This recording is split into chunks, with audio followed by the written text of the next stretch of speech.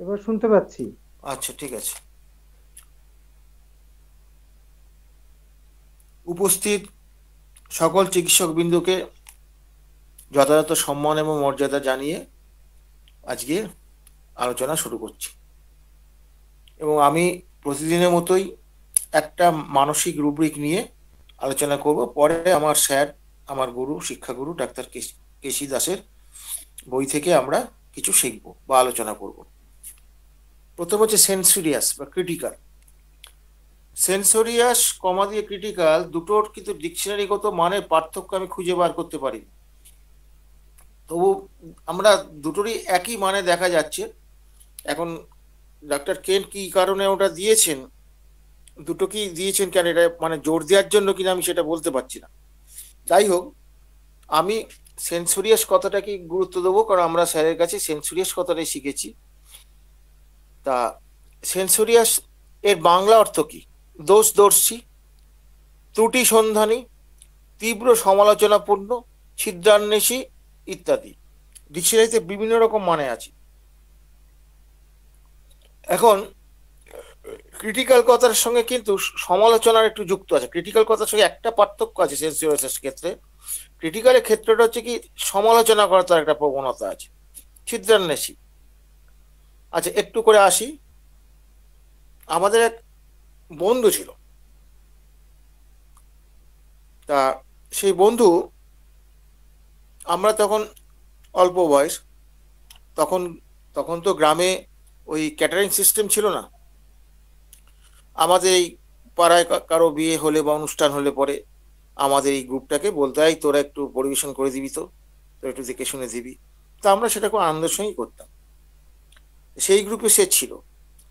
তার একটা স্বভাব ছিল কি, ওই বিভিন্ন বাড়িতে রান্নার ত্রুটি বার করতো, বার করে সেই খাবারটা কম খেত বা সমালোচনা করতো। এমনও বলতো, ওই মাংসটা ঝাল বেশি দিয়ে দিয়েছে, হ্যাঁ, যাতে লোকে না খেতে পারে, কম যাতে খরচা হয়। এই ধরনের ক্রিটিক্যাল, মানে এই ধরনের সে সমালোচনা করে সে করতো। তার এটা স্বভাব। তা আমরা অনেক সময় দেখতাম যে ঠিকই হয়তো বলেছে, কিন্তু আমাদের রান্না তো আমরা জানি প্রতিদিন সমান হয় না, এটা সমালোচনা করার কি আছে। আমরা এটা নিয়ে ভাবতাম না। সে কিন্তু এটা করতো এবং পাঁচ কান করতো। এবং সেইটা করার জন্য অনেকেই তাকে অপছন্দ করতো এবং আমাদের দলকে বললে পরে বলতো যে এই ওকে আনিস না তো, ও বড় আজে বাজে মন্তব্য করে, এরকম আমাদের তারা বলতো। আমরা না, আমাদের বন্ধু তো, একসঙ্গে আমরা খেলাধুলা করি, ইয়ে করি, ওকে বাদ দেবো কি করে। যাই হোক, আমরা নিয়ে যেতাম। তো এইরকম ঘটনা হতে হতে এইটা হচ্ছে স্বভাব। একবার কি হয়েছে, একজন আর কি তা কলকাতা থেকে খুব নাম করা পাচক নিয়ে গেছেন। অসাধারণ রান্না, প্রতিটি আইটেম মানে এত অসাধারণ হচ্ছে, সবাই খেতে বসে ধন্য ধন্য করছে একদম। মানে এরকম রান্না খুব কম পাওয়া যায়, এত সুস্বাদু, অথচ মানে তেল মশলা কম, ইত্যাদি ইত্যাদি। এইবার আমরা তো ইয়ে করেছি, ও দেখছি চেটে পুটে খাচ্ছে, কোনো খাবারটাকে আর ইয়ে করে নাই, বাদ দেয় নাই। আগে তো বলে না এটা ভালো না, আর নিত না, করে না। আমরা কি রে, তুই তো সব তোরা খেয়ে নিলি। তো বলছে সব তো ঠিক আছে, মাংসটা যদি নুন একটু কম হতো তাহলে কি আর খাওয়া যেত? তখন আমি এক থাপ্পড় মেরেছিলাম তার গালে। ওই সমালোচনা করার জন্য সমালোচনা করবি? আর অন্য বন্ধুরা ওকে গালাগালি দিয়েছিল। তারপর থেকে বলে এবার তোকে আর নিয়ে যাবো না, ধরে পেটাবো। তারপর থেকে তার সমালোচনা করা বন্ধ হয়ে যায়। তাহলে ব্যাপারটা হচ্ছে কি, এই যে সেন্সোরিয়াস বা ছিদ্রান্বেষী, এটা কিন্তু আপনি এই ইয়েগুলো কোথায় পাবেন? আপনি যদি প্র্যাকটিক্যাল যদি আপনি দেখতে চান, তাহলে দেখবেন শাশুড়ি এবং স্ত্রীর মধ্যে হচ্ছে। এবার কে ছিদ্র অন্বেষণ করে সেটা অন্য কথা, যে কেউ একজন করে। অনেক সময় দেখা যায় যে তার মানে ভাই বোনের মধ্যে এই ছিদ্রান্বেষণ আছে। ভাই দোষ, ভাই তার বোনের দোষ ধরে বেড়াচ্ছে, বোন তার দোষ ধরে বেড়াচ্ছে। এটা তার একটা প্রবণতা, এটা ওয়ান কাইন্ড অফ টেন্ডেন্সি, এরকম একটা ব্যাপার থাকে। তো এটাকে কি বলছে, এটা এমনি ডেফিনেশনটা হচ্ছে কি, না, সে এটা করতে সে অভ্যস্ত। দ্য পার্সন ইজ ইনক্লাইন্ড, ব্যাকেটে habituated, to find and point the wrong fault in everything and everyone. সবকিছুতে সে ভুল ধরে, সবকিছুতে ইয়ে করে। এই এই যে ব্যাপার, তার যে এই যে ভুল ধরার যে প্রবণতা, এইগুলো কিন্তু আপনাদের বন্ধুদের মধ্যে পাবেন। আমি পরিবারের গল্প বললাম, পরিবারের মধ্যেও পাবেন। এখন প্রশ্ন যেটা হচ্ছে যে শিক্ষকরাও তো আমাদের ভুল ধরেন। ভুল ধরে চট থাপড় আগে তো মারতেন, এখন মারতে সাহস পান না। আমার সময় মারতেন, বেতের বাড়ি মারতেন, অনেক কিছু করতেন, আমরা কিছু মনেই করতাম। হ্যাঁ, তা ব্যাপার হচ্ছে যে তারা এটা করতেন, তাহলে সেই যে ভুল ধরে যেটা করতেন, তার সেই ভুল ধরে যেটা ভুল ধরতে সেটা কি সেন্সরিয়াস? অনেক মাস্টারের সম্পদ আমরা জানি, আমরা বলি ওরে বাবা রে, ওই স্যার বাবা রে, ওর কাছে নাম্বার পাওয়া মুশকিল, এত নাম্বার কেটে কুটে একদম মানে সর্বনাশ করে দেবে একদম, বাবা রে ওনার মনের মতো লেখা খুব মুশকিল। এই কথাটা মানেটা কি? তিনি ভুল ধরেন বেশি, ভুল ধরে নাম্বার কম দেন। বা আমরা অনেকে বলি উনি খুব শক্ত, বাবা রে ওর কাছে নাম্বার পাওয়া খুব মুশকিল। এই অভিজ্ঞতাগুলো কিন্তু আমাদের আছে। তার মানে কি তিনি সেন্সরিয়াস? না, এখানে উদ্দেশ্যটা দেখতে হবে। উদ্দেশ্য বলতে কি, তার উদ্দেশ্যটা কি? ছাত্ররা যাতে আরো পারফেক্ট লিখতে পারে, আরো উন্নতি করে, সেই জন্য সে কিন্তু এইটা করে, এই জন্য সে সেটা করে। এখানে ব্যাপারটা অন্য। এই যে সেন্সরিয়াস, এইখানে যে ব্যাপারটা যেটা আছে সেটা হচ্ছে কি, তুমি যেটা করেছো বা তুমি যেটা ভেবেছো বা তুমি যেটা বলতে চাইছো, এইটাকে সে কিন্তু অ্যাপ্রুভ করবে না। না না, এটা ঠিক করোনি তুমি, এটা এইভাবে করলে ভালো হতো, সেটা সমালোচনা করবে। হ্যাঁ, তারপরে ব্যাপারটা কি হচ্ছে, এবং ব্যাপার হচ্ছে তার সমালোচনা করবে, তারপর কি বলবে, না এটা করলে এই ভুল হয়ে যাবে, ওটা করলে ওই ক্ষতি হয়ে যাবে, অমুক হবে তমুক হবে। হ্যাঁ, অনেক সময় খিস্তি দেয়, কিস্তি দিয়েও সে বলে এই এই করেছিস তুই, হ্যাঁ তোর কোনো কাণ্ড জ্ঞান নেই, বলে কিস্তি মিস্তি দিল। এই যে কিস্তি দিল, তখন কিস্তি দিলে আমরা ভাবি অ্যাবিউসিভ। না, অ্যাবিউসিভ ব্যাপার তার হচ্ছে কিস্তিতে প্রবণতা আছে, তার কথায় কথায় কিস্তি দিতে প্রবণতা আজকাল ছেলেদের মধ্যে দেখতে পাবে না। দু তিনটে ভাষা, ট্রেনে বাসে যেখানে সেখানে লোকজন মানামানি নেই, তারা বলেই যাচ্ছে, দ্যাট ইজ অ্যাবিউসিভ। এবং সেটা তার সঙ্গে কি হচ্ছে, তাদের এটা অভ্যস্ত হয়ে গেছে, তারা বোঝেই না যে ইয়ে করছে। এটা একটা খুব অদ্ভুত ব্যাপার। এবং অনেকে রেগে গিয়ে জিনিসপত্র, হ্যাঁ তুই এরকম করলি, এবং তাকে ইনসাল্ট করার জন্য কিন্তু এই ভুলগুলো ধরে। দেখবেন এই ঘটনাগুলো পরিবারের মধ্যে মানে বউ আর শাশুড়ির মধ্যে বা ননদের মধ্যে এগুলো লেগেই থাকে, দেখবেন বহু ফ্যামিলিতে আছে, আপনি এগুলো পাবেন। এই কথাগুলো কেন বলছি, হ্যানিম্যানের 5 নম্বর অ্যাফোরিজম যেটা, আচ্ছা আপনার সবাই শুনতে পাচ্ছেন তো? হ্যালো, হ্যাঁ, সময় আছে। পাচ্ছি স্যার, পাচ্ছি স্যার। হ্যাঁ, 5 নম্বর অ্যাফোরিজমটা মাঝে মাঝে একবার করে চোখ বলাবেন। 5 নম্বর অ্যাফোরিজম হচ্ছে হ্যানিম্যান কেস টেকিং এর ক্রিমটা দিয়ে দিয়েছে। অত ক্রিম তো আমাদের হজম হবে না, ওই জন্য বারে বারে একটু একটু করে খেলে পরে আমরা বুঝতে পারবো। সেখানে তিনি কিন্তু এই পারিবারিক রিলেশনগুলোর কথা তিনি বলেছেন। হ্যাঁ, এখানে তাহলে ব্যাপার হচ্ছে কি, এই যে পারিবারিক রিলেশনগুলো যখন আপনি এখান থেকে পাবেন, তখন আপনাকে কি করতে হবে, আপনাকে সেখানে বলতে হবে, রুল আউট করতে হবে যে দেখো বাবা, তোমরা যদি এইগুলো করো বা এইভাবে করো, আমি তোমার চিকিৎসা করবো না। আপনি চিকিৎসা হাতে নেবেন না যদি তারা রাজি না হয়, আপনি সারাতে পারবেন না, শুধু শুধু বদনাম হবে। আপনার সার্বিক চেষ্টা, আপনার পরিশ্রম সবকিছু মিথ্যে হয়ে যাবে তাদের কাছে। কিন্তু এই জায়গাটা খুব কড়া হাতে তাকে ইয়ে করতে হবে, নির্দেশ দিতে হবে।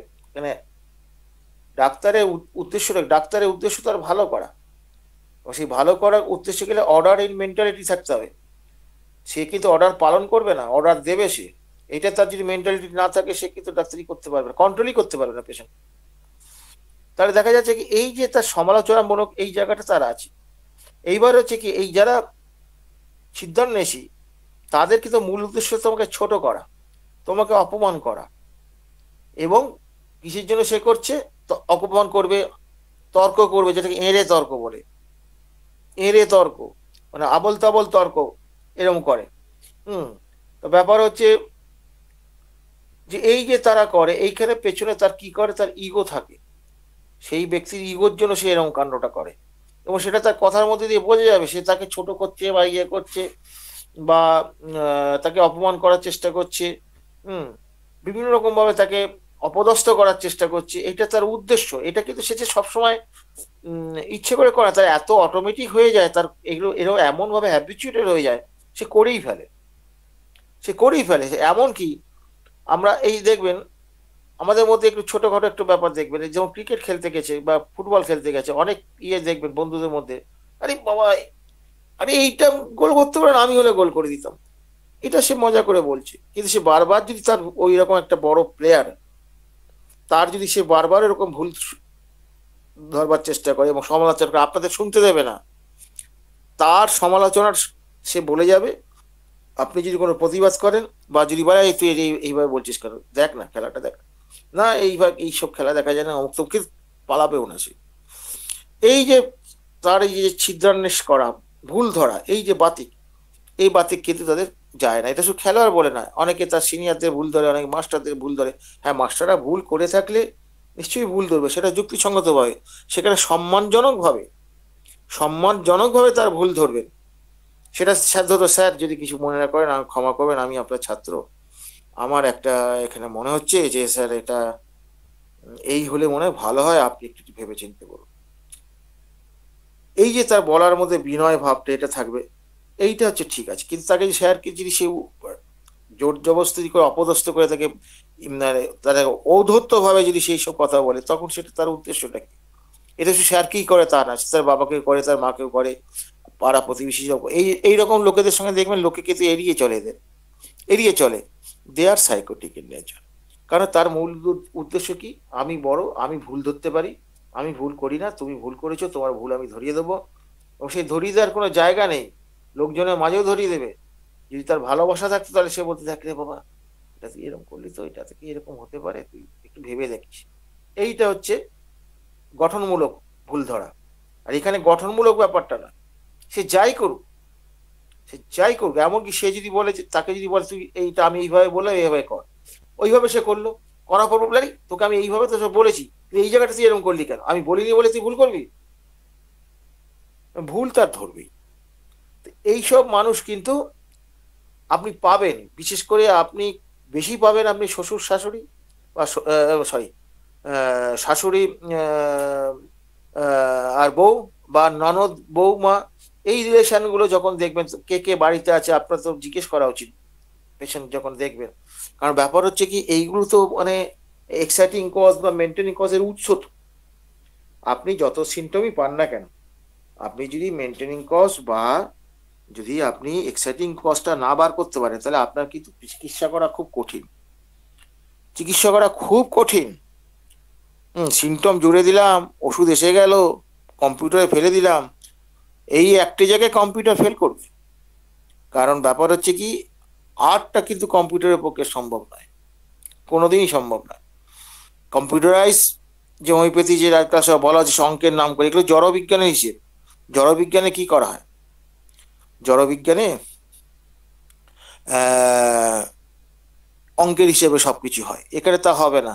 কই পাবলো পিকাসো তৈরি করে দিক একটা কম্পিউটার, লিওনার্দো দা ভিঞ্চি তৈরি করে দিক, হ্যাঁ, বা আমাদের দেশের এই আমাদের দেশের যে বড় বড় শিল্পী যারা আছে, তাদের তৈরি করে দিক, দিক না করে। একটা সঙ্গীত শিল্পী তৈরি করে দিক, দিক না করে। একজন সাহিত্যিক তৈরি করে দিক, দিক না। কত ক্ষমতা তাদের! সম্ভব নয়। আমরা যন্ত্রকে যতই প্রাধান্য দেই না কেন, আর্টের জায়গাটা কিন্তু বড় মজার জায়গা। আর্ট অলওয়েজ সৃষ্টিমূলক, অলওয়েজ সৃষ্টিমূলক। আর্ট কখনো কারো পা চাটে না। যারা আর্টিস্ট তারা কিন্তু সবসময় সৃষ্টির নেশায় মশগুল থাকে, এবং প্রত্যেক হোমিওপ্যাথ কিন্তু একজন আর্টিস্ট। যতদিন না আপনি আর্টিস্ট হতে পারবেন, ততক্ষণ সিমটমগুলোকে প্রপারলি কাজে লাগাতে পারবেন। এবং যত প্রপারলি কাজে লাগাবেন, দেখবেন এক একটা ওষুধ কত কাজ করে। এইবার পরবর্তী ক্ষেত্র হচ্ছে অপেক্ষা করা, সময় সুযোগ বুঝে ওষুধ দেয়া বা ওষুধ না দেয়া। ওষুধ দেওয়ার থেকে ওষুধ না দেওয়াটা তো আরো ভয়ঙ্কর কঠিন, ভয়ঙ্কর কঠিন। এবং এই আমরা আর্লি রিপিটেশন করে বহু পেশেন্টের সর্বনাশ করে দিয়েছি। আমি একসময় করেছি, আমি অন্তরকে করেছি, স্বীকার করছি। হ্যাঁ, আমরা এরকম আমরা ভুলগুলো করেছি। তবে এই ব্যাপারটা আমি স্বীকার করছি, আমার গুরু ডাক্তার তপন কান জিলাল, ওনার বকা খেয়ে আর গালাগালি খেয়ে আমি সোজা হয়ে গেছি। গালাগালি মানে কি, সেটা মুখে বলা যাবে না, যাচ্ছে তাই বাসায় গালাগালি। ব্যাপার হচ্ছে যে উনি একটা ভদ্র ভাষায় যেটা বলছে, তো হাত চুলকাচ্ছে, রুগীর প্রতি প্রেম জেগেছে, এগুলো খুব ভদ্র ভাষা বললাম আর। তো এই মানুষটা যদি না থাকতো, তাহলে আজকে আমাকে চুরি করে খেতে হতো, আর নানা নিজের ঢাক পিটিয়ে খেতে হতো। আজকাল ঢাক পিটিয়ে খায় না, আমি শ্রেষ্ঠ, হকারি করা যাকে বলে আর কি। আমি শ্রেষ্ঠ, আমি এই সারালাম, ওই সারালাম, রোগ সারালাম, সব রোগের গল্প। অ্যানিম্যান তো সিক টু হেলথ বলেছেন, শিখটা কোথায় তোমার? শিখ তো নাই, ওটা বাদ দিয়ে দিচ্ছে, যে যার চরিত্র পাল্টে দিচ্ছে। হোমিওপ্যাথিক ধর্ম অনুযায়ী আমরা রোগ তো নয়, আমরা ডিজিজ বলবো, এই সিক বলবো। তাহলে ডিজিজটা কি, ডিজিজ কি সারবে না? নিশ্চয়ই সারবে। সিকনেসের প্রোডাক্ট হচ্ছে আমার, সিকের প্রোডাক্ট হচ্ছে ডিজিজ, সিকটা সারতে হবে। এবার ব্যাপার হচ্ছে এই যে যেমন ধরুন এখানে একটা কন্ট্রোভার্সি আছে, ধরুন একটা টিউমার হয়েছে, টিউমারটা সারলো না, কিন্তু সিকনেস সারবে, এরকম তো হতে পারে। টিউমার সারতেই হবে আমি তোমার কথা নেই, টিউমারটা আউট অফ অর্ডার চলে গেছে, সারবার বা রিভার্সিবল প্যাথোলজি নেই, সারলো না, হতে পারে সেটা, কিন্তু রোগী সারবে। ওই জন্য কথাটা হচ্ছে কি, এই যে আমরা টিউমার সারালাম এইটা আমাদের মূল বিষয় নয়। আমরা আসলে ব্যাপার হচ্ছে প্রমাণ করতে চাইছি, দেখো হোমিওপ্যাথি এই করতে পারে, ওই করতে পারে। অন্য কোনো প্যাথি দেখেছেন আপনি? যারা আমাদের ডমিনেন্ট প্যাথি অ্যালোপ্যাথি তারা এরকম ভাবে লেখে? শুধু নিজের ঢাক পেটাবো, ঢাক পিটিতে হবে না, শিখতে হবে, বুঝতে হবে, এবং যদি আপনার এই সিকনেসটা বোঝেন তাহলে আপনি ধরতে পারবেন সিকনেসটা কোথায়। তার প্র্যাকটিক্যাল জীবনে হতে পারে, বর্তমান জীবনে সেখান থেকে তার আসতে পারে, অতীত জীবন থেকে আসতে পারে, বংশ পরম্পরা থেকে আসতে পারে, কোথা থেকে এসছি এইটা রেকর্ডিংটা করে আপনি যদি না করেন আপনি তো কোনোদিন ধরতে পারবেন না। আর যেদিন ধরতে পারবেন সেদিন মজা হবে, অসাধারণ মজা হবে। তার ফলে এইগুলো তো বলে লাভ। এই যে রিসেন্ট রিসেন্ট আমি একটা ইয়ে করেছি, রিসেন্ট একটা কেস করেছি। একটা বাচ্চা, কত হবে বাচ্চা, ওই 35-37 দিন হবে বাচ্চা। তা তার ওই পায়খানার খুব পায়খানার খুব প্রকোপ, পায়খানার ঝামেলা অমুক তমুক। তখন ব্যাপারটা হচ্ছে কি যে আমি পায়খানা ঝামেলা ডাক্তার দেখাচ্ছি, ডাক্তার এই স্পেশালিস্ট দেখিয়েছি, কিন্তু তার ওষুধে কিছু হচ্ছে না, নাথিং এলস, কিচ্ছু। ওই পায়খানা 8 বার 10 বার করছে, পায়খানা বিশ্রী গন্ধ, সে বিভিন্ন রকম ব্যাপার। এইবার হচ্ছে কি এই পেশেন্টটার যেটা বলছে, এই 35-37 দিনের বাচ্চা, সে বলছে কি যে পায়খানা করলে সে কন্টিনিউয়াস চিলিয়ে যাবে যতক্ষণ না তাকে পরিষ্কার করি, পরিষ্কার করলেই ব্যাস চুপ, তারপর ঘুমিয়ে গেল বা তারপর হাসি খুশি তার ফেরত চলে আসলো। এই জায়গাটাকে কিন্তু আমাকে খুব ইয়ে করেছে, মানে ভাবিয়ে তুলেছে। তারপর আমি তাদের বাবা মায়ের জিজ্ঞেস করলাম, আমি ইচ্ছা করে জিজ্ঞেস করি, আন্দাজ করে জিজ্ঞেস করে দেখা গেলাম যে তার ক্যান্সার, তাদের বংশ পাওয়া গেল। এই তার মায়ের কিছু হিস্ট্রি নিলাম, নিয়ে টিয়ে তাকে কিন্তু আমি কার্সিনোসিন দিয়েছি। এই কার্সিনোসিন দেওয়ার পর রেজাল্টটা কিন্তু অসাধারণ রেজাল্ট এসেছে। তাহলে এখানে মূল ব্যাপারটা কি হচ্ছে, এই যে আমি সাবজেক্টিভ সিমটমটা পেলাম, যদিও এখানে দেখে পেলাম, এটা অবজেক্টিভ বলা হয় বটে, কিন্তু কোনো হার্ড অ্যান্ড ফাস্ট রুল নেই সিমটমের মধ্যে। এই যে তাকে দেখলাম, এখানে ব্যাপারটা পায়খানা হলে পরে একটা ওইটুকু শিশু সে কন্টিনিউয়াস সে রেসপন্স করছে, কন্টিনিউয়াস সে অস্বস্তি বোধ করছে, ইয়ে করছে, করে দিলেই ব্যাস। তার এই যে ব্যাপারটা, যেটা তার মায়ের ক্ষেত্রে ওই ফার্স্ট আমি পেয়েছি, মায়ের ক্ষেত্রে তারই আমি জিজ্ঞেস করেছি, তার স্বামী বলছে ও বাতিকগ্রস্ত, ধোয়ার বাতিক, শুধু ধোবে, পরিষ্কার করে মুছবে, এইসব বলেছে। এই যে ব্যাপারটা কিরকম হলো, তাহলে এইখান থেকে তাহলে দেখা যাচ্ছে তাকে আমি কার্সিনোসিন দিয়েছি, রেজাল্ট দুর্দান্ত এসে। এই যে বাচ্চা শিশুটাকে আমি দেখলাম, দেখে যে আমি যে বুঝলাম, এই যে আর্টটা, এইটা দেখে বুঝলাম এটা কি কোনো কম্পিউটার করে দিতে পারবে। এবার আরেকটা মজার ব্যাপার, এই যে আমি দেখে বুঝলাম কোনো কথা ছাড়া, এই ধরনের সিমটম গুলোর কিন্তু র্যাঙ্ক কিন্তু অনেক হাই, অনেক হাই। ফলে আমাদের এই যে সিমটম কালেকশন যেটা, it is very very tough, difficult. এইটা কখনো ওই মেকানিক্যাল ভাবে হয় না। ফলে আপনি যদি মেকানিক্যাল ভাবে করেন তাহলে আপনি তো মুশকিলে পড়ে যাবেন, আর্টিস্টিক হতে হবে। আর আমি বলেছি না প্রত্যেক হোমিওপ্যাথ একজন আর্টিস্ট।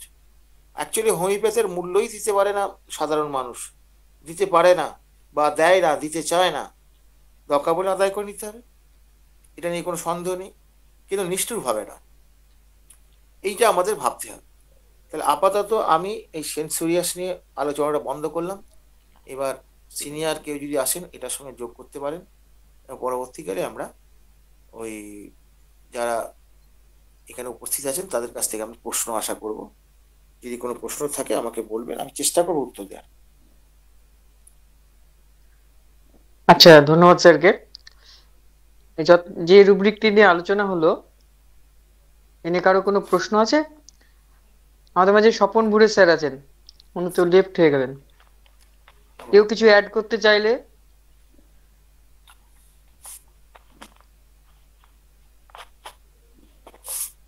আমার একটা প্রশ্ন ছিল এখানে, সেটা হলো যে আমরা রুগীর মধ্যে এই লক্ষণটা কেমনে সংগ্রহ করবো স্যার, বা রুগীরা আমাদের কাছে কি ধরনের ভাষণ দিতে পারে? এটা তো ভাষা ছাড়াই হয়েছে তো, ওয়াইড তো। জি স্যার, জি স্যার।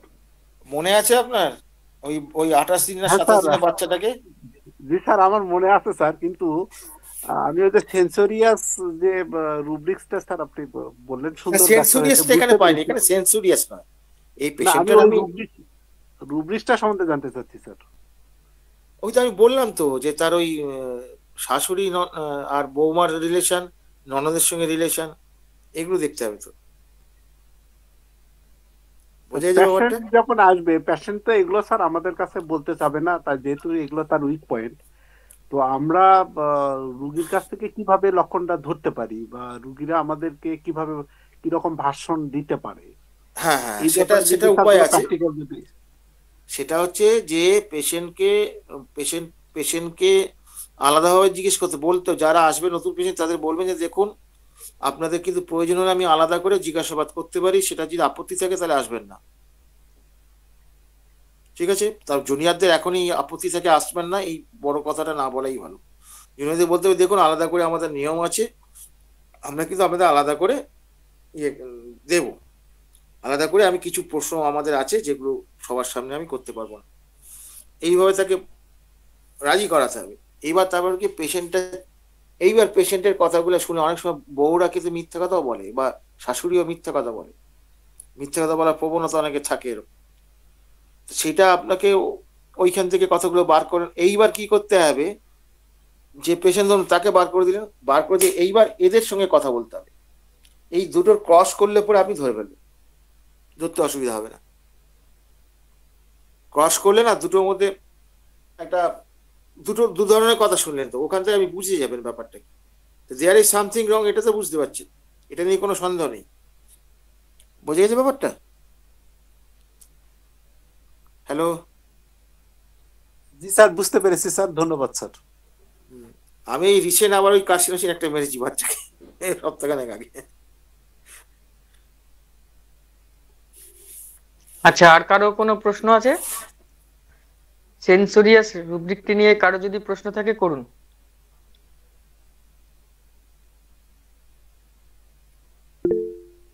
শ্যামল ব্যানার্জি স্যার হ্যান্ড রাইজ করেছেন, বলুন স্যার।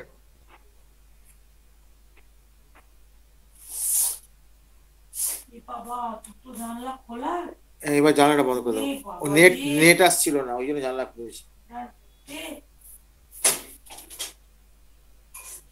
শ্যামল ব্যানার্জি স্যার হ্যান্ড রাইজ করেছেন, বলুন স্যার। হ্যাঁ, বলছি সমালোচনা করা আর হিংসা করে থেকে নিন্দা করা, হিংসা থেকে, এই দুটোর মধ্যে পার্থক্য কেমন দাঁড়াবে? ঈর্ষা থেকে সমালোচনা করা, ব্যাপারটা হচ্ছে কি, তার সমালোচনা কোনো হ্যাবিট। যারা ঈর্ষা থেকে করবে তারা তো ওই ব্যক্তি বিশেষে ঈর্ষা করে, ঈর্ষা তো সবাইকে করা যায় না একসঙ্গে। ব্যক্তি বিশেষে ঈর্ষা থাকবে, সেইখান থেকে তার সমালোচনা করবে, সেই ইয়ে থেকে। এইবার দেখতে হবে তার এইটা প্রবণতাটা কতটা তীব্র, সমালোচনা করাটা। বোঝা গেছে ব্যাপারটা? আর একটা ব্যাপার হচ্ছে কি, এই যে ফল হ্যাঁ, হ্যাঁ। ধরা, এটা তো সামনাসামনি ধরা হয় সাধারণত, এটা পেছনে তো ধরা হয় না, এটা সামনাসামনি ধরবে তো। না, আমার কথাটা ব্ল্যাকমেল বুঝতে করা পেরেছেন? একটা, ব্ল্যাকমেল করা। ব্ল্যাকমেল করা তো উদ্দেশ্য অন্য। ব্ল্যাকমেল করা সেখানে তো ভয় দেখানো, সেটাও সাইকোটিক। ভয় দেখানো সেটা মানে কৌশল, এটা ডাইরেক্ট কোনো, কৌশল বটে। ওটা কৌশল তো একটা, হুম। ভয় দেখিয়ে কাজ উদ্ধার করা, ওটা একটা কৌশল তো। দেখতে হবে মোডাস অপারেন্ডিটা কি, কি কেন সে এরকম করতে চাইছে, তার উদ্দেশ্যটা কি, এইটা তো হ্যাবিট কিনা, এবার সেটা বার করতে হবে। সে শুধু তারই ধরে যার হচ্ছে এই সেন্সিটিভ হ্যাবিট আছে। দেখবেন অনেক বন্ধু আপনি জীবনে দুই একজন পাবেন যাদের স্বভাবই হচ্ছে অন্যের সমালোচনা করা এবং ভুল ধরা। দেখবেন তারা সামনাসামনি ভুল ধরে, এবং সেখানে বলবে আমি এইভাবে আমি ওকে বলেছিলাম এটা এইভাবে করলো না, করেই ক্ষতি হয়ে গেল, অমুক হলো তমুক হলো।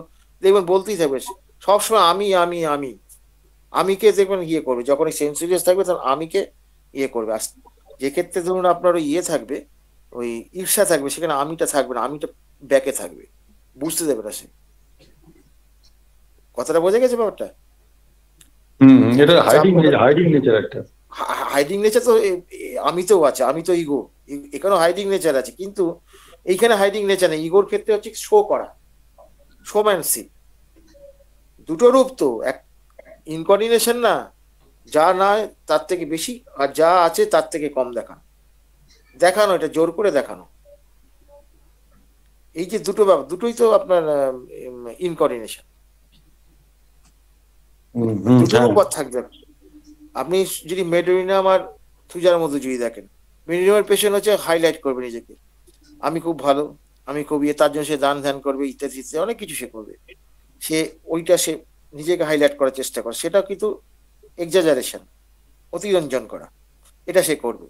আবার থুজার পেশেন্ট হলে সে কিন্তু সেও ভালো দেখাবে, কিন্তু তার আসল উদ্দেশ্যটাকে সে গোপন রাখবে, সে কিন্তু করবে না চট করে উপকারটা। উপকার করলে তার পাশাপাশি হিসেবটা সে মিলিয়ে নেবে, তার নিজস্ব হিসাবটা নিজের স্বার্থটা মিলিয়ে নেবে, সেটা কিন্তু মেডোরিনাম পেশেন্ট করবে না। ও নামটা চায়, সুনামটা চায়, এরকম একটা ব্যাপার আছে। দুটোর মধ্যে সূক্ষ্ম পার্থক্য আছে, এই যে মানে প্রকাশের মধ্যে। এইভাবে তো ড্রাগগুলোকে চিনতে হয় রে বাবা। এবং মেডোরিনাম পেশেন্টের অ্যাংজাইটি লেভেলটা খুব হাই, হ্যাঁ, কন্টিনিউয়াস অ্যাংজাইটি, যেটা থুজার মধ্যে নাই। এইভাবে ছোট ছোট জায়গা থেকে এগুলো পার্থক্য করতে হয়। আর এই জায়গাগুলো চিনলে পরে ড্রাগ সিলেকশনটা খুব সোজা হয়ে যায়, মায়াজমটা বুঝলে কোনটা লাগবে কোনটা লাগবে না সিমটমটা।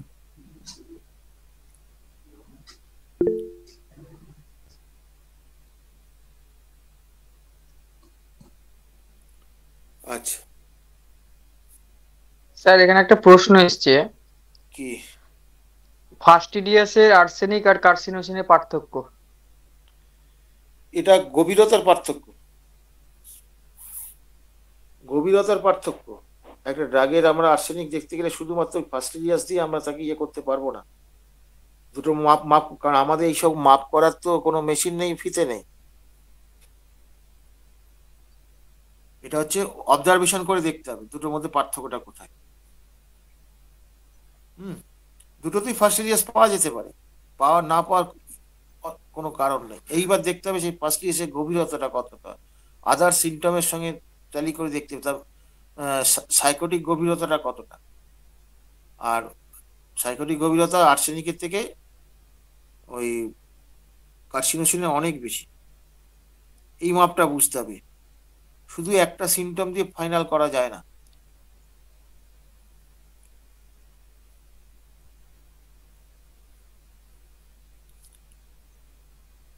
ঠিক আছে। প্রকাশের ভঙ্গির কিছু পার্থক্য থাকে। প্রকাশের ভঙ্গি ব্যাপার হচ্ছে এই যে আর্সেনিকের ক্ষেত্রে গুছিয়ে টুচিয়ে রাখবে ছবি বা ইয়ে টিয়ে, এগুলো এগুলো সব একদম টিপটাপ অর্ডারে রাখবে, ইয়ে করবে, তার মেজাজটা কার্সিনোসিনের কার্সিনোসিনের থেকে তার মেজাজটা বেশি, মেজাজটা বেশি দুম করে তার মেজাজ উঠে যায়। এই যে এই কতগুলো জায়গা, ছোট ছোট জায়গা আছে, এইটা দেখে ধরতে, কিন্তু ওইটা দেখে আর্সেনিকের ইয়ে বলা যাবে না। আর্সেনিক বলতে গেলে ওই একটা সিমটমের প্রকারভেদ থেকে আর্সেনিক ধরবো, এইটা মারাত্মক ভুলের ব্যাপার। বরঞ্চ আমাকে ধরতে হবে ওইটার পাশাপাশি আমাকে যেটা করতে হবে, অন্যান্য সিমটম গুলো দেখতে হবে, দেখার পরে এবার তার মায়াজমেটিক অ্যানালাইসিস করে দেখতে হবে যে কোন কোন মায়াজমের প্রাধান্য বেশি।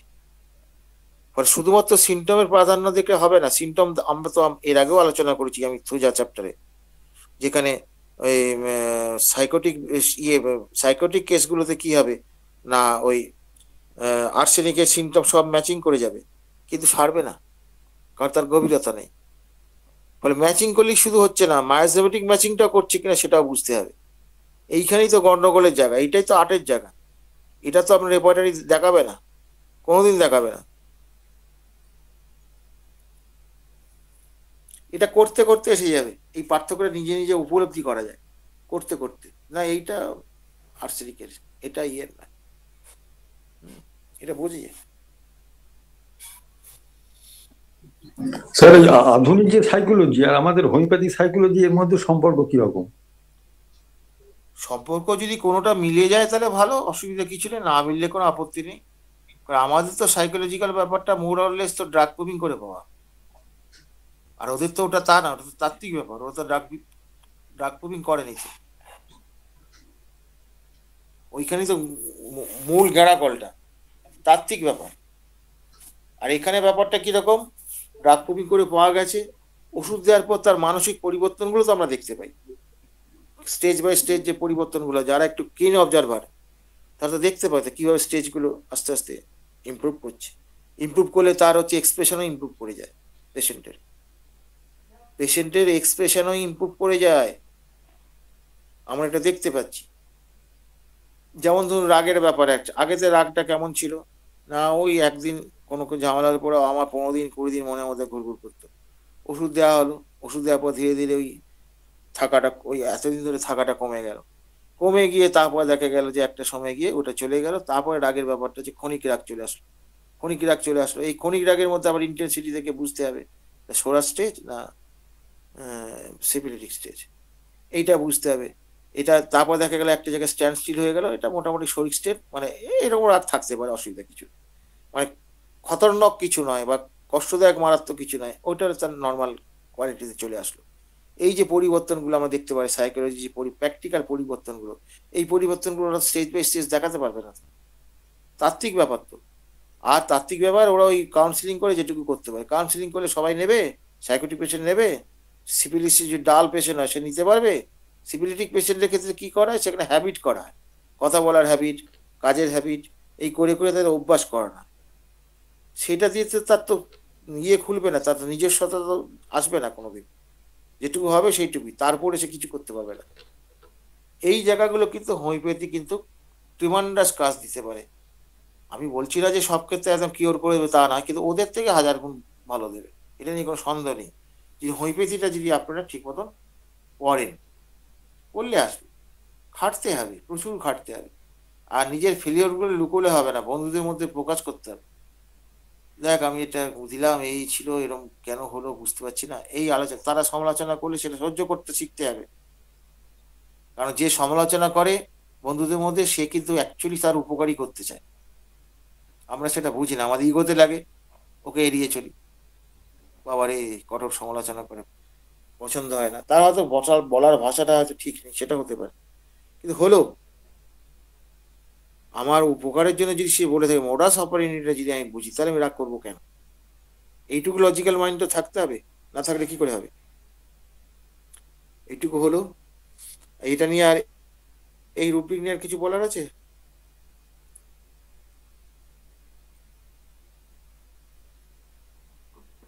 না স্যার, এবার পরবর্তীতে দেখানো যাক স্যার। ঠিক আছে, রাতও তো হয়েছে, আজকে একটু গন্ডগোল হয়ে গেল না?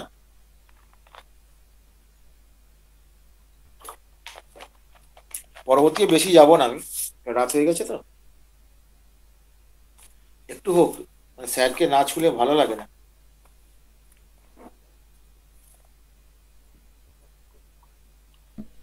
মনে হয় সবই ভুল,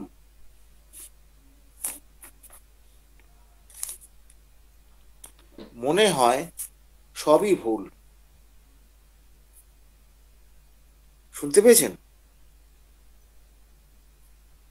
হ্যালো? জি স্যার, শুনতে পেয়েছি। শুনতে পাচ্ছি স্যার। মনে হয় সবই ভুল।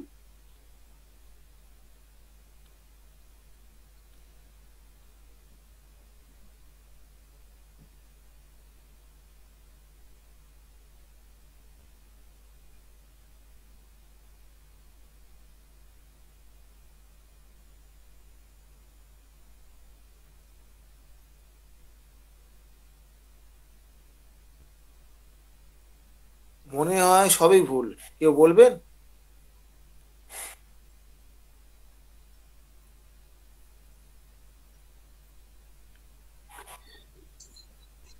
Sir, memory weakness. ভুল হলো কি, উইকনেসটা কি ভুল? না, মেমোরি দুর্বল। দুর্বল মানে আলাদা, ভুল তো। মনে হয় সব ভুল।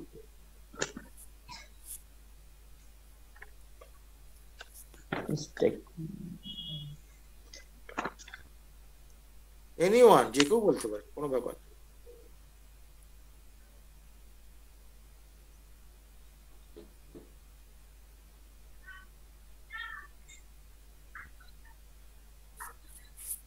বলুন, অনেকে আছেন। What?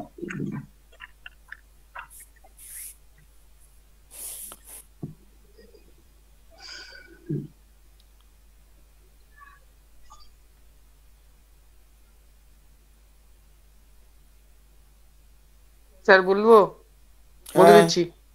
হ্যাঁ মাইন্ড চ্যাপ্টারে আছে রং এভরিথিং সিমস কত পাতা বলে দাও। 95। এই ইংরেজিগুলো একটু জানতে হবে, ইংরেজিটা জানলে পরেই খোঁজার জায়গাটা এসে যাবে। মাইন্ডে তো পাওয়া যাবে, এটা সবাই বুঝতেই পারছে। হুম।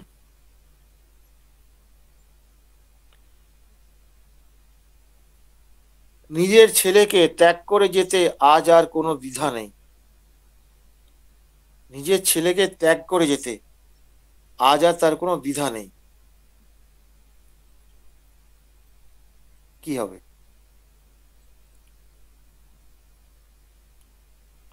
নিজের ছেলেকে ত্যাগ করে যেতে, তার মানে ছেলেকে ছেড়ে দিয়ে চলে যায়, তার সঙ্গে আর সম্পর্ক রাখবে না। তার আজকে কোনো দ্বিধা নেই, কারণ আমরা তো সন্তানকে ছেড়ে যেতে বাবা মা তো কষ্ট পায়, তার নিজের সন্তান, তাকে আদর করে কাছে রাখতেই তো চায় সবাই। তবু কিন্তু সে সে আজকে তার ত্যাগ করে যেতে তার কোনো দ্বিধা নেই। তার মানে মনের মধ্যে কোনো দ্বন্দ্ব নেই, তার দ্বিধাদ্বন্দ্ব কিছু নেই, ত্যাগ করে সে চলে যাবে।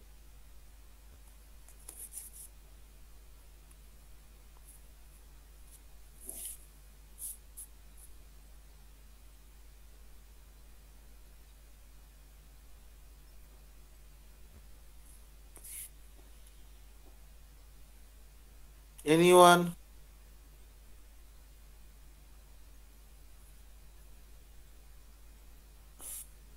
যে কেউ একজন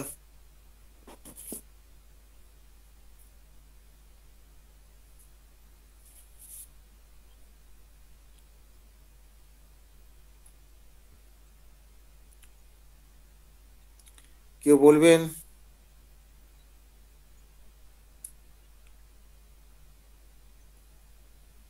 দীপেন, তুমি পারবে?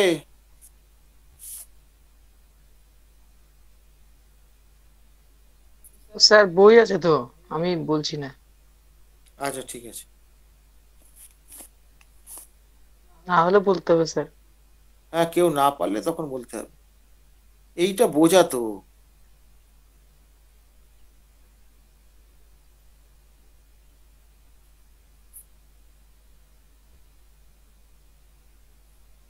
স্যার বলে দাও, কেউ তো আর বলছে না, আওয়াজ তো আসছে না কারোর কাছ থেকে। আচ্ছা, এটাও মাইন্ড চ্যাপ্টার দিয়ে আছে। এসকেপ এসকেপ আছে। বলো, এটা escape from our family children. From our family, হ্যাঁ চিলড্রেন। পাতা বলে এটা দাও। 39 পেজে আছে। এসকেপ মানে আর কি? ওখানে ছেড়ে চলে যাবে। এসকেপ মানে হচ্ছে ছেড়ে চলে যাও, মুক্তি পাওয়া, মুক্ত হয়ে যাও, এসকেপ অর্থে। এবার রক্ষা পেয়ে যাও, অনেক অর্থই হয়। এখানে তাকে ছেড়ে চলে যাবে, এটা বোঝাচ্ছে। তারপর কি আর বলছে? ফরসেকেন, যেটা ফরসেক্স হিজ ওন চিলড্রেন, হুম। এটা 49 পেজে আছে। এইখানে ফরসেকের মধ্যে, এখানে ওই ওই ফরসেক মানে ওই রকমই, মানে ওটা তাকে মন থেকে তাকে ছেড়ে চলে যেতে চাইছে বা ইয়ে করছে, মন থেকে সে চলে গেছে। হ্যাঁ। হুম। আর একটা আছে স্যার, এস্ট্রেঞ্জ হাইলস ফ্রম হার ওন চিলড্রেন, এটা 39 পেজে ফ্লাইস আছে। নয় বাবা, ফ্রিজ। ফ্রিজ মানে পালিয়ে যাওয়া। স্ট্রেঞ্জ ও আচ্ছা, মানে ফ্লাইজ আছে, হ্যাঁ ফ্লাইজ হ্যাঁ, ওটা আছে। স্ট্রেন মানে হচ্ছে বিচ্ছিন্ন। এই বিচ্ছিন্ন করে পালিয়ে যাওয়া, ব্যাপারটা তো একই। এটা কত পাতায় আছে বলে দাও। 39 স্যার, 39। হ্যাঁ, তাহলে 39-এ দুটো আছে আর 49-এ একটা আছে, তাই তো? হুম। আরেকটা করে ছেড়ে দিচ্ছি, রাত হয়ে গেছে। সংসারকে ত্যাগ করে চলে যাচ্ছি, এটা কি হবে? ওটা তো ছেড়ে ত্যাগ করে চলে গেল। একটু বুদ্ধি থাকলে কিন্তু বলতে পারবে সবাই।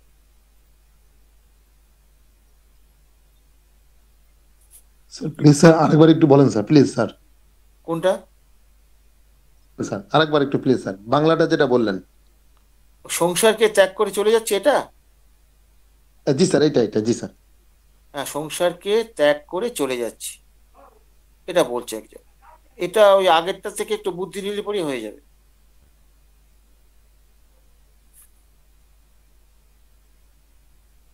হ্যাঁ, কে একটা দিল, কে একজন দিয়েছে, বুঝতে পারলাম না। এসকেপ ফ্যামিলি, আমার এই লেখাগুলো এখানে। ও, Sharafat Mondal, escape from family, এটা হবে। এসকে, হ্যাঁ এটা হবে তো। ফ্রম ফ্রম হার ফ্যামিলি পুরোটা বলতে হবে, একদম একদম মানে রেপার্টরি ভাষাটা বলতে হবে। কত পাতায় আছে বলতে হবে, এখানে পাতাটা তো ওখানে বলতে হবে তো। 39 হ্যাঁ SK ঠিক আছে, from her family. হ্যাঁ থ্যাংক ইউ। কে বললেন আমি বুঝতে পারলাম না। অমিত কোলাল। হ্যাঁ ঠিক আছে, তারপরে আরেকটা আছে, আরেকটা হবে বাবা, আরেকটা হবে, আরেকটা হবে, যেটা ওর মধ্যে ছিল যে ত্যাগ করে যাওয়া, ত্যাগ করে যাওয়া এখানে মূল ব্যাপার। ওটা কি হবে? আগেরটা আলোচনা করেছি আমি, ওটা চিলড্রেন দিয়ে হয়েছে, এটা ফ্যামিলি দিয়ে হবে।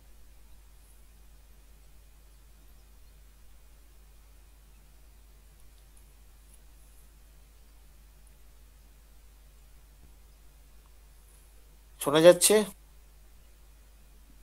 পরেরটাতেই আছে স্টেন, Eastern S trans family from, হ্যাঁ ফ্যামিলি ফ্রম হার। হ্যাঁ এটা এটা 39ই হবে। তার পরেরটাতে আছে। হ্যাঁ হ্যাঁ ঠিক। ব্যাস এটা হয়ে গেল। আজকে এই পর্যন্তই।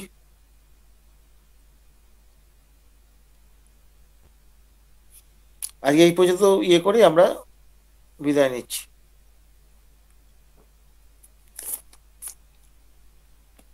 আচ্ছা স্যার। সকলকে শুভরাত্রি জানাই, শুভরাত্রি জানিয়ে আমি বিদায় নিলাম।